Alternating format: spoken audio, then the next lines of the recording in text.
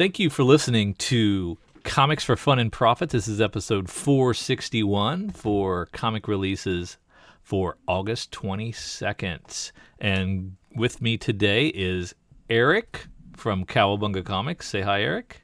Hi, Eric. Hey. And we don't have Kyle this week, and you've heard my solo cast, so I begged and Eric was gracious enough to come in and guest host this week. So hopefully it would be maybe 10 times better than if it was just me. So we're happy to have him.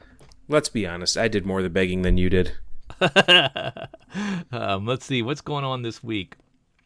We had a listener write in, Ryan Lowry, to say thanks. Just a quick note to say thank you for the podcast and content.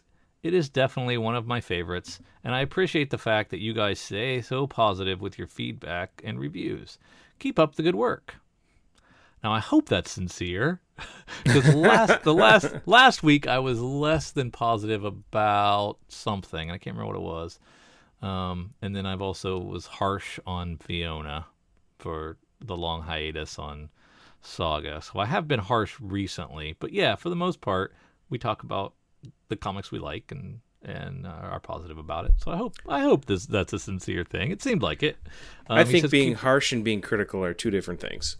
True. I think you can be critical without being harsh. So yeah, I'm not overly negative, but occasionally I do get on my soapbox. Thank you, Ryan. We appreciate the positive feedback. That's great. Michael Curto says, trying to see if this is worth anything. And he sent me a couple photos of his Archie's Girls, Betty and Veronica, number 150 from 1951. So after a quick jaunt over to mycomicshop.com, I didn't bother looking it up in Overstreet. Sorry, Michael. In the condition that it looked like it was to me, you're looking at around $5. So don't quit the J job, man. It's a 1951 comic, so I get it. It seems like it should be worth a lot more, but not enough demand for those. And I guess nothing really important happened in that issue. So what was that comic again? It was Archie's Girls, Betty and Veronica, number 150 from 1951. Interesting. What do you have? What do you have? $1,000 on it? Am I lying? No, I certainly don't have $1,000. I just thought, let's go to eBay and see what the sold listings have. And I would say it looks like it's probably in that $5 range would probably be about your target. Yeah. And it's not, if it was near mint, you'd have a little something. But it was not. So, but thanks for sending it in, and we'd be glad to give you a quick grade and price on things if you're not sure about something.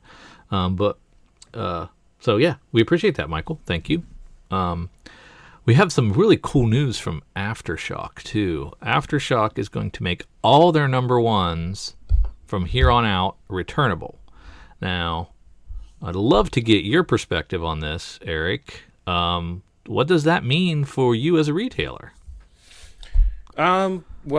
So first of all, one of the things that James and I have always talked about is having returnability is an extra, lever that we can pull that we really like. And the reason that we like it is it does allow us to up our orders, which is great. The only problem is that depending on the publisher and their restocking fees, sometimes it's a catch-22, so sometimes we may have to pay 20 cents per issue to restock the item at Diamond. Other times, we just have to rip the cover off and send it back. So I haven't looked at the fine print from a retailer perspective on how this is going to work, but either way, it makes me happy. We like selling Aftershock comics. They've done some really great things for us. The books are good books. They get great talent. They have a great organizational structure. So all those things make it wonderful for us. One of the things that I do is when we put together our pricing structure for mail order stuff, I do an Aftershock bundle, give a little extra % discount because I believe in those books. I believe that they they are a value that you actually get out of the dollar you spend, whereas some publishers, you kind of question it. So this is all great for me. I think that it's going to be hopefully a good thing for Aftershock. One of the things I know that most non-big three publishers struggle with is just getting kind of validation because their name isn't, Marvel, DC, Image.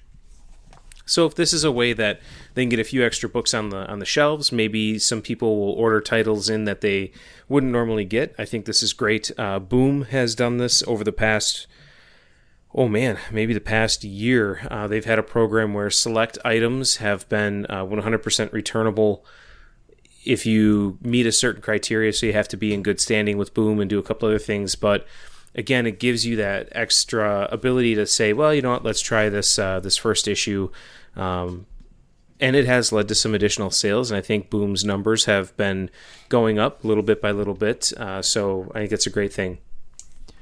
So if Diamond would couple, working with the publishers, if Diamond would couple returnability with 30-day terms or 60-day terms, we would see comic shops overflowing with back half stuff, everything. They would be well stocked. They'd never hardly ever sell out of things. Is that true, or am I simplifying it too much? Well, you can, depending on your account, your status, and all sorts of things.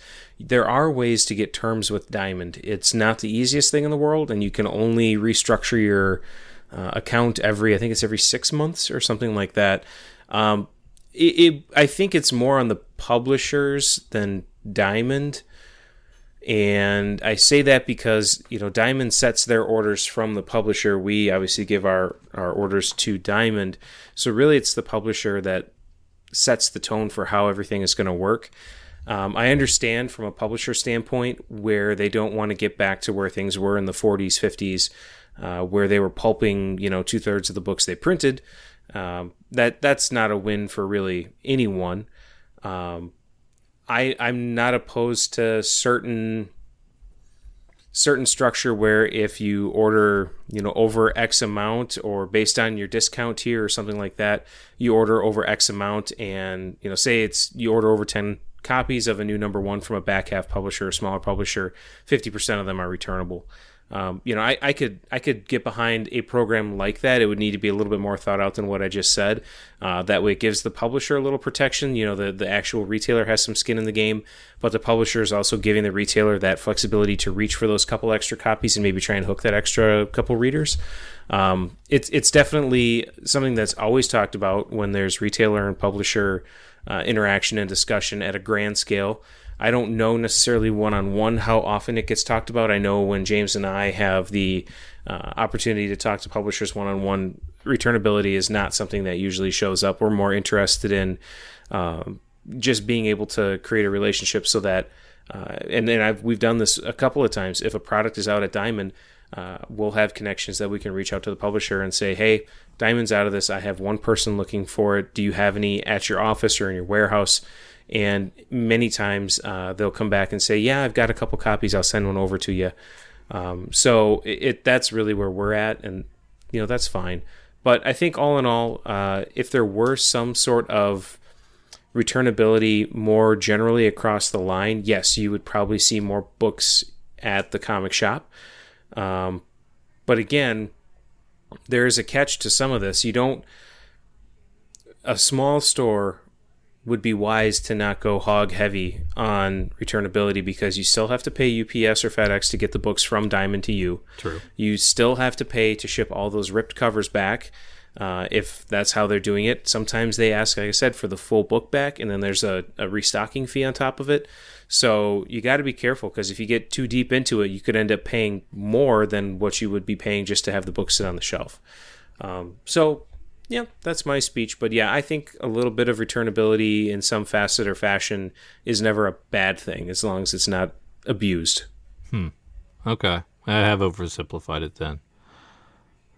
Yeah, I was just thinking, well, if everything's returnable and I got 60 days to pay for it, then I'm going to take a flyer on 10 copies of this Red 5 comic that no one's pre-ordering, but it looks cool to me, and I think if it's on the shelf, people might buy it, and I can make that call with less risk. But if it's going to cost me all the money I would have made in profits to box it up and ship it all back, and if there's restocking fees, I can see where that would be problematic. Yeah, it's every publisher is different.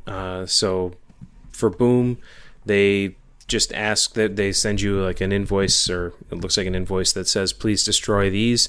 And, they take it on your honor that you're going to destroy those copies, which of course we do. It's just kind of how it works. But again, we're not out there abusing the Boom system, ordering 50 copies of a book when we know we're going to sell 3. Right? It's kind of a good faith thing that publishers put with the retailers in that regard, where if we would normally order 10 copies of a book, maybe we'll get 15. That's probably about the most we would get on top of it. And Boom is aware of that. Like, they can see your order trends, and they can see that because, if the first one and maybe the second one are returnable, and they see you ordered 50, and then 6, they could potentially take you out of the program and say, yeah, you're just abusing this and, doing whatever. So yeah, I'm fine with that as long as there's a little give and take.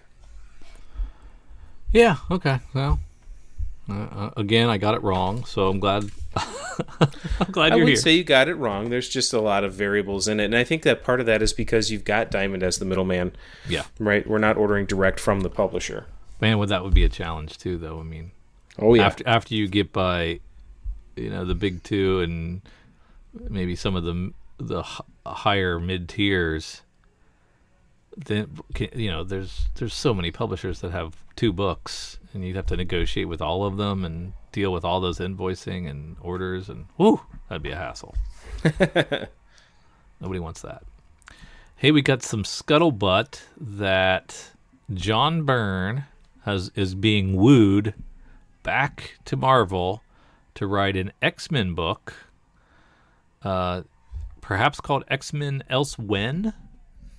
Something like that. Yeah, I think this is a big push, I think, by C.B. Cebulski. He has made it known multiple times that his first comic that he read, I think, was X-Men 121, but it was a Byrne book, and for him, there's obviously a sentimental value to that, but he also understands the prestige that John Byrne brought to Marvel and continues to have, and obviously whatever happened back in 2000 with the messy breakup and all of that, we don't have the full details. I'm sure someone out there has the full details. I certainly don't. But if Marvel is able to get John Byrne back, and John is able to create at the same type of level that he was, or close to it when he was in his Marvel prime, that's certainly a win for both, publisher, for distributor, for shops, and most importantly for the fans, the readers, because I don't know too many people who say that John Byrne era X-Men, or really many John Byrne books for that matter, were bad. Yeah, he's very well thought of as a creator, so that'd be cool if that happens.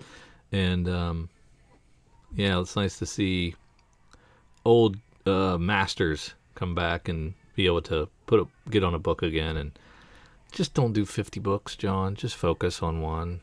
That's all. That's all I ask. Just do one. Do one really, really well. The Walmart DC exclusive 100-page Giants, the second issue of Superman and Justice League, came out this week. I was able to snatch some up and immediately, flip them within minutes of putting them up on my eBay store. It's crazy with 3,000 stores across the nation that they're not close to people, and that there's such a demand for this book that's readily available at retail shops. Good for me, and good for other people that are out there are flipping them. But geez, man, I would have thought everybody who wanted a Walmart exclusive could just go to Walmart and pick one up, but I guess that's not the case. Are you still getting people coming into your shop asking you to get the Walmart books for them? We had a couple people come in and ask for number one, and ever since then, it's pretty much died down. Yeah, Walmart is an interesting situation. I don't know how many people have listened to the Cowcast, but we did give our thoughts on it, I think at length, probably in our last episode. If you do not listen to the Cowcast, please go subscribe.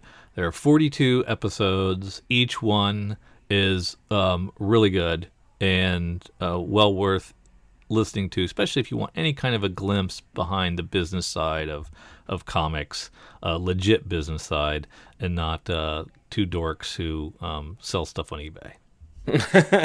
Well, we are two dorks who sell stuff on eBay. That's true. Really, there's just a couple extra layers that we have on top of it. Yeah. We formalized it and pay rent on a building. But no, it's so we talked about it. I think that it's an interesting debate, and it's one that unfortunately will never really have a full resolution because the contracts have been signed, and it is what it is. The actual comic retailing market will have access to the creative output, but it will only be in collected issue format. So that is what it is.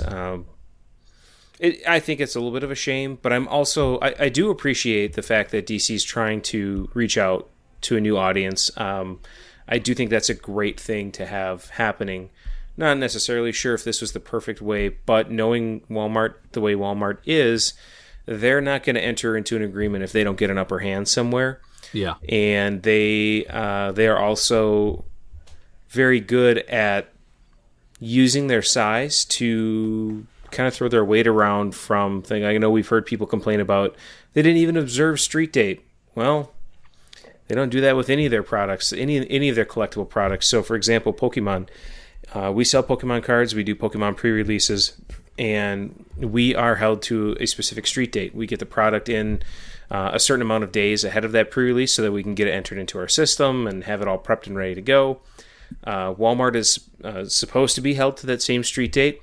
If we sell our product early and someone from Pokemon USA finds out about it, we lose our right to sell Pokemon product. We've talked to our reps and had said, hey, we've got kids coming in that are saying they're going to the local Walmart and buying this Pokemon product that doesn't come out for another 4 days. What's the deal? To which they say, well, it's Walmart. We really can't do anything about it. Wow.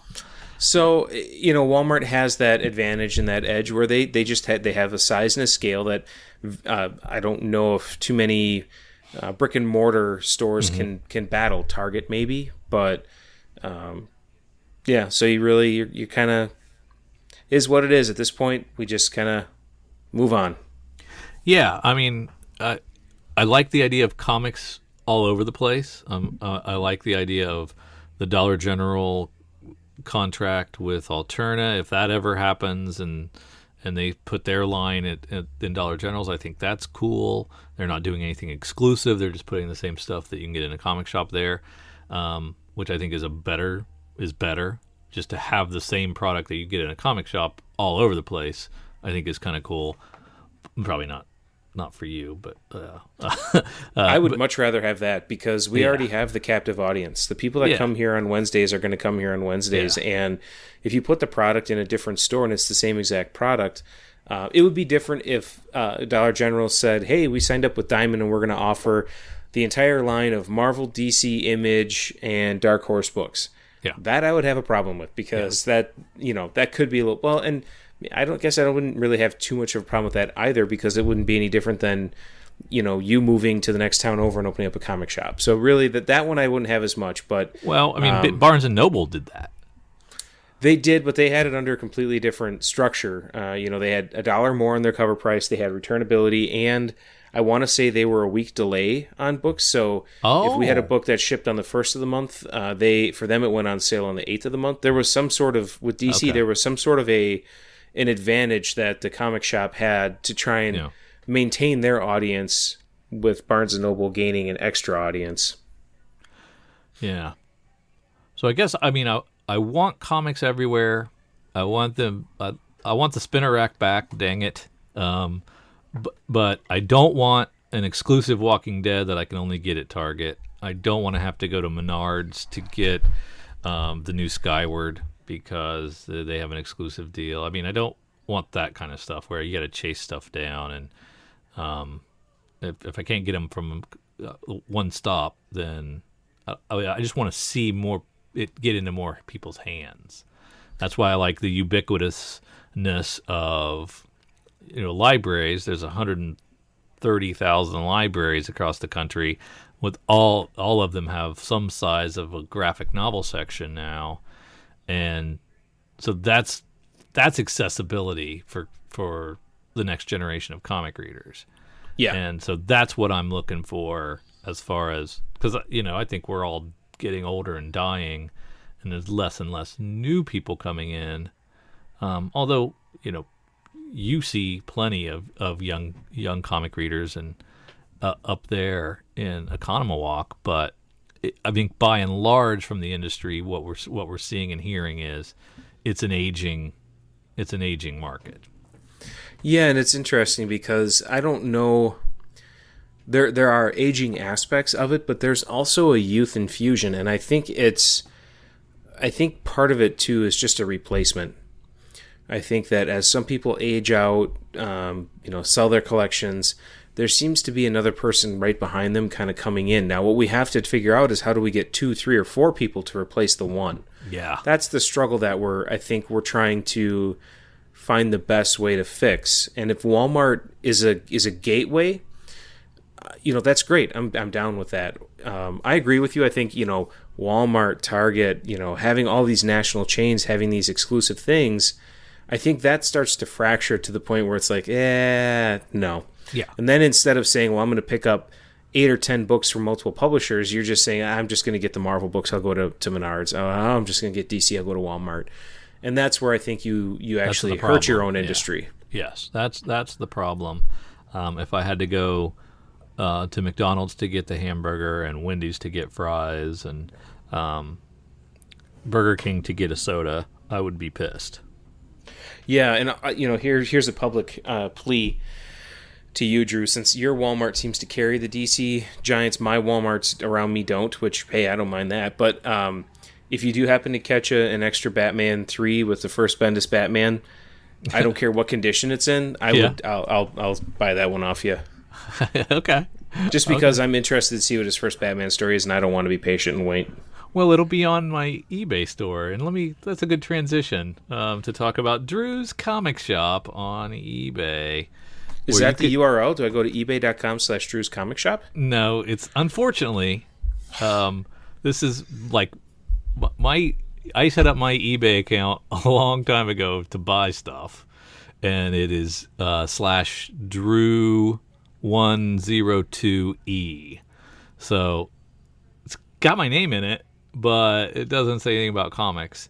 I'll put a direct link in the show notes, but I sell comics and vinyl there now, and it's actually selling more vinyl than comics lately, which is crazy, but people love the vinyl. You bet. It's one of our movers. Yeah, it's pretty cool, and it's a bear to package. It doesn't always fit in my mailbox slot, but it's been fun. It's been fun, and people have really dug getting rare vinyl. So yeah, if any of that stuff's interested you, or you don't have a Walmart next to you, and you want the latest, I can hook you up. Go to my comic shop and check that out. I'd be glad to ship it to you safely and securely and free. And Drew's talking about vinyl flooring samples, by the way. He's gotten really big into this, DIY stuff. Yeah, it's linoleum. I'll be shipping you linoleum.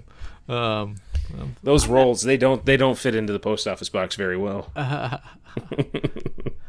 Hey, we got Comic-Con numbers. So we have sales numbers for July now. Last week we made a prediction. You didn't get to hear this. Well, you might listen to the show, but Kyle's prediction was the top 5 would be over 100,000, and he was wrong. It's the top 8 over 100,000. Yep. And I don't know that we guessed on Batman, and even if we would have, we wouldn't have guessed 440,000 copies shipped to stores of a $4.99 book. We all know that the hype was through the roof. We all know that it leaked. souring people's expectations of it, canceling orders. There's retailers that got stuck with a lot of these 440,000 copies. So good news is it's returnable. At least it's returnable now, right? Mm-hmm. And Catwoman 1. It wasn't originally, though. Correct. So yeah, that's kind of a bummer. Bittersweet taste in your mouth, probably with the whole Batman 50, but it's still it's an impressive number, 440,000 for just a proposed wedding. The Batrimony. The first issue of Amazing Spider-Man with Nick Spencer at the helm did a respectable 289,000 copies. Nowhere near the massive numbers that some of the previous renumberings have done, but I mean, my God, man, this is my fourth or fifth Spider-Man #1 in the last 5 years. So you're going to get diminishing returns at some point, but I think it's nice that it did as well as it did, and hopefully there'll be some percentage of those readers that stick around. I think it's been a decent read so far. Yeah, I mean, that was one that had a lot of variants on it as well, so that never hurts Marvel's cause. Yeah, and the Ta-Nehisi coats, Captain America, sold significantly better than I thought it would at 167,000. Also, some variants helping that along. Doomsday Clock, the 6th issue, Steady Eddie, comes in at 135,000. Very consistent seller there. Superman, the first issue of that Bendis comic, 133,000. Much stronger than his Man of Steel. So I think the weekly shipping schedule aspect of Man of Steel just must have turned some retailers off, some people off about that. They didn't really get behind it to the numbers that they're getting behind Superman. In fact, it was about half. So I thought that was interesting. Well, you got to remember, though, that there were 3 or 4 covers. I think there were 4 covers to Superman 1. If I'm remembering correct, you had the A cover, you had a Mac cover, you had a Hughes cover, and then you had a blank cover. That's off the top of my head. So there were extra covers, but I think, actually, I'm glad you hit on Superman as a character more so than just the singular title, because I did some looking, and there were people that were saying, to the effect of Bendis coming on Superman really hasn't transformed it, hasn't shot it up the charts, hasn't done much. And I actually have an argument counter to that, because if you look at what the previous numbers were for Superman, if we go back to, I don't know, let's look at what March had here.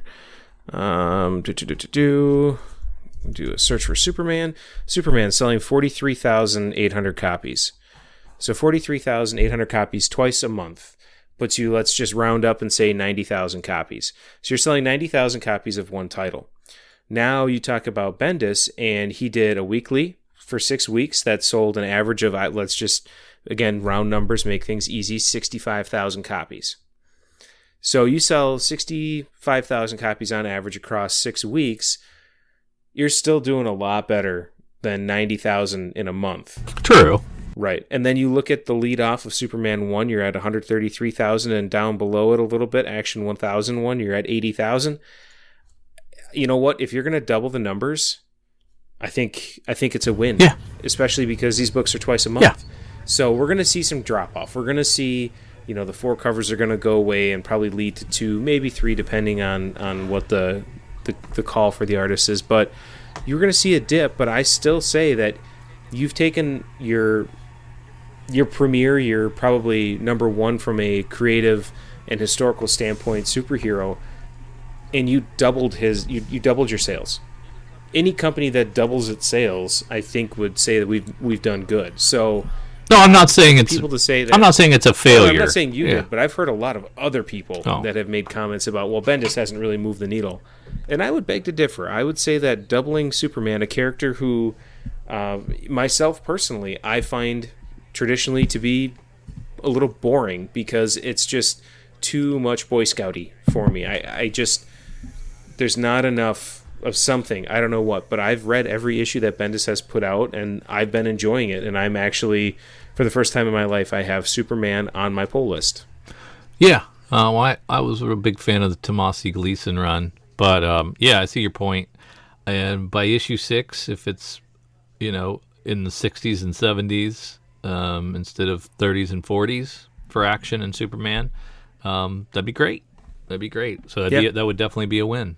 And then, not to mention, you get all his other creative output, all the icon stuff. Yeah, Pearl just came out this week. Yeah, how did Pearl do? You're going to have Scarlet. Oh, we are just about sold out of it. I mean, it was a good mover for us. We brought in a healthy stack, and it's moved really well. I think, is it next week or the week after is Scarlet? And then we have the next story arc for United States of Murder, Inc. coming out. So yeah, he's pumping it out. Yeah. It seems like he might have had some stuff in the drawer at Marvel, and decided to just pack that stuff and bring it over here. So I like that. That's cool. He's really hitting the ground running and going to have a lot of things happening. And I think that can only be good. Yeah, agreed. Joelle Jones and Catwoman's first issue. They also capitalized on the hype of the wedding with 121,000 copies sold. Very healthy sales there. We'll see if any of the backlash sticks that title. It's pretty good. I enjoy it. I've read the first couple. Yeah, I've enjoyed it too. First issue is definitely boosted by an Artgerm B cover. Yeah. We've got the second issue of Amazing Spider-Man, so we can see that drop, but it's down to 113,000, almost 114,000 copies. That's pretty darn solid still. That's not a huge drop. Maybe 80%. It's a huge drop. Yeah, it's still a huge drop. You're right. But still above 113,000. I doubt there were as many variant gimmicks on a number 2. No, not as many. Still some interest there. We'll see where it levels out at. It'd be nice if it maintained a top 10 book. I'd like to see that. Batman 51 still doing over 111,000 copies, coming off the wedding. We're gonna have to see where that goes. Yep. If it was just the retailers that were upset, or if readers are also as upset about the lack of payoff for the build-up there, and we'll see if people stick around with the title or it drops below 100,000 significantly, because it was below there for a while, but it was nice to see it crest that number again. That's really the only ongoing comic that can maintain above 100,000 currently. So I think that's impressive, and I'd like to see if that maintains that. The switch in creators from Tom Taylor to one of the Tamaki creators. Is it Mariko Tamaki? I think it's Mariko Tamaki, yeah. Did really well with X-23 as a relaunch, 93,000. It was good. It wasn't as good as the previous run, but it was a good title. That's very healthy. Donny Cates' Cosmic Ghost Rider rounds out the top 10 with its first issue, and it did 92,000 copies sold. So a really, really healthy top 10, one of the strongest I've seen in a long time, and a very impressive sales into retailers and hopefully into the hands of readers. Agreed, yeah. Now, as we glance down the rest of the list, anything that you want to that jumps out at you that you felt was significant, or it was of interest to you in those sales numbers? Yeah, I have to admit, I jumped all the way to the bottom and looked at a few things, but I don't. There is no order. Kyle's okay. Not here. There is no order. Oh, chaos. No, the one thing that I noticed was down at where the heck was it? 475 and 470. You've got Man of Steel 3 and Man of Steel 2, both with reorder activity over 1,000 copies. I think that's a great sign on a book that I believe has returnability. That, the fact that there's still reorder activity for Bendis's, first real arc, I think that's a great sign, and I like to see that, especially on a returnable book when you see more orders in. Yeah. That just means that the returnability was there, but people don't have to take advantage of it. So,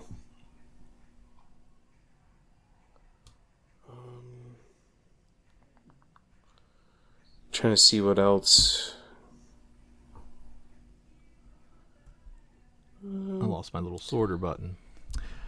Oh no! There it is. I was just going to take a glance at Aftershock to see how they've been doing. We got the first issue of Relay, did almost 8,000 copies. That's a healthy launch. The first issue of Clan Killers did 4,000.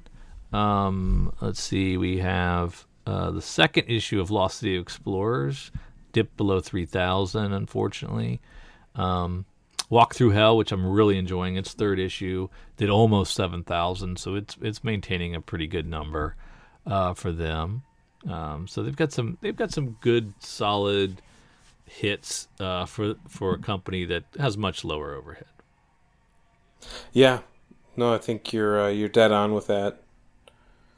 What else do we have? One that I'm looking forward to seeing just how things go is the Burger Books line at Dark Horse. Yeah. I think that's going to be interesting because I know for myself personally and just from the orders that I'm seeing, there's definitely some renewed interest in Dark Horse.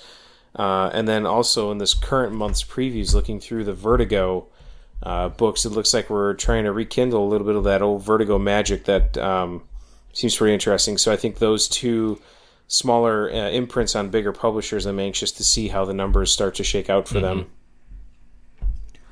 Alterna, we mentioned earlier, they're struggling to get a foothold.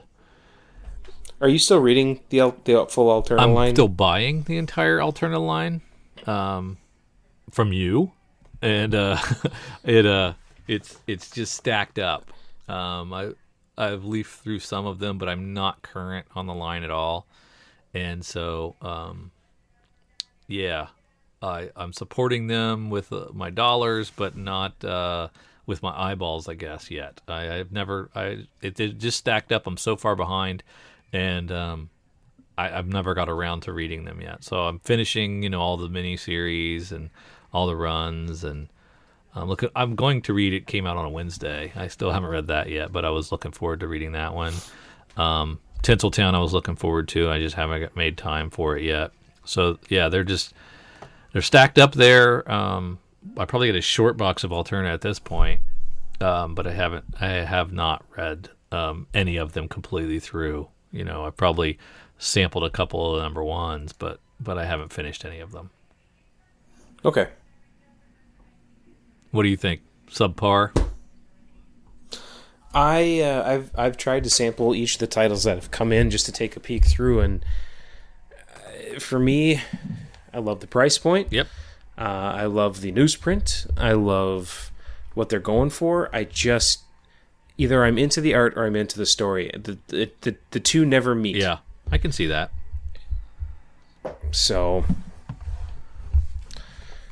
yeah, and that seems to I be... can tell you, unfortunately, they just don't sell off the shelf. They're just not selling. No. But on paper, no pun intended, but on paper, the low price point, the various genres, something for everybody. It makes sense that on a rack, they're cheap, they're disposable. People should pick them up, but there's not a recognizable superhero. So I get it. Right. I was just taking a look with DC and see how many issues they had over 50,000. They've got 1, 2, 3, 4, 5, 6, 7, 8, 9, 10, 11, 12, 13, 14, 15, 16 books over 50,000. That's not too bad.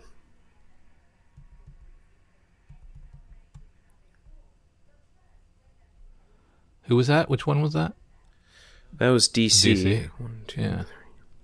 Yeah, that is quite solid. 14 for Marvel. Interesting. Black Masks, their entire month offering, nothing is above issue 4. But their first issue probably launched 5 years ago. They do have some struggles with getting the books out on time. I don't understand it, but they seem to really struggle with that. And I like a lot of their stuff, or about half of it actually. And it just very rarely comes out. It's hard to keep that story fresh in your mind and know, to seek it out and want to read that next one because you've forgotten about it. Right.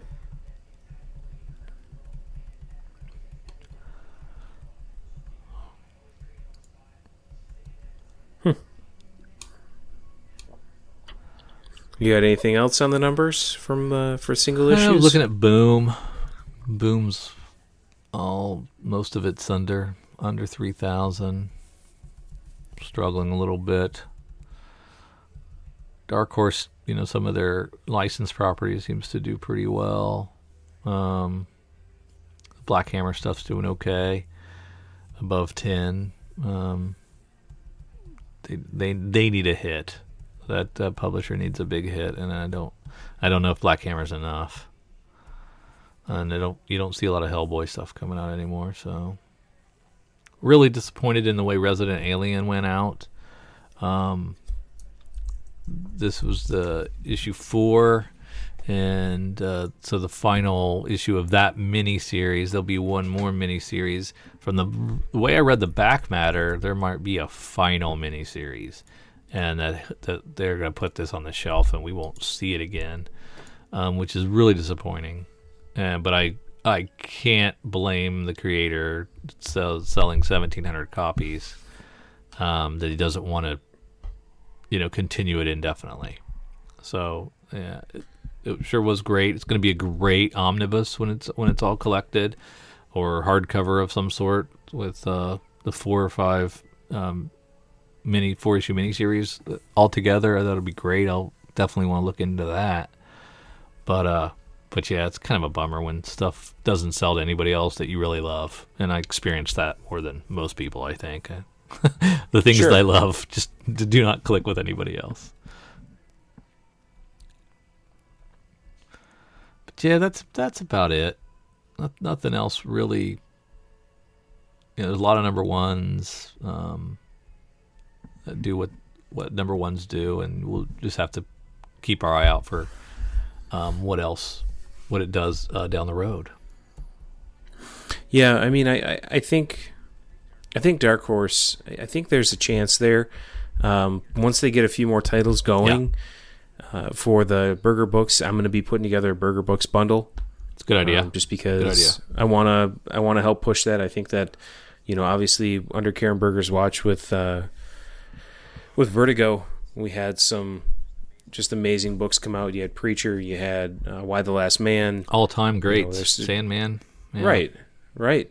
And so these are, she's got the creator touch, and who knows? There could have been, 30 reasons why Vertigo started to take a little bit of a slide over the past decade or so that it did. Could have been her, could have been corporate structure that was keeping things in a certain place. It could have been creators not wanting to work for DC. Who knows? I don't know. So hopefully a fresh start for her. Getting those creators come back and do some new stories, I think, is going to be a good thing. I wonder if, the stuff you used to find in Vertigo, you can now find in Image and other publishers pretty readily now.